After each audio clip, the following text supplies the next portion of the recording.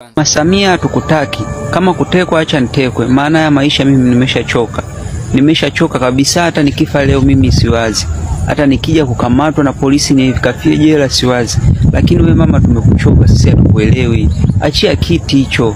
Yani chama cha CCM sio kama hatukipendi, tunakipenda, lakini wewe ndo hatukuelewi. Ungeachia tu madaraka, urudi Zanzibar, tuachie Tanzania yetu. Maana yani sasa hivi kila sehemu kero, yani ukienda kwa mwenye mwendo kasi huko kero. Yani serikali inaonekana haifanyi kazi, na wewe ndo kiongozi. Kwa hiyo tuachie tu nchi yetu, waingie viongozi wengine. Yani wewe bora uwe hata diwani au mbunge, lakini sio uwe rais. Ndogo Lamso, sijui una shida gani?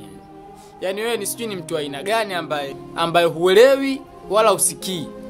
Udogo mimi nishakutana naye na nikamwasa juu ya hizi video ambazo anazifanya, ufala wake na uongea. Lakini dogo anajifanya elewi.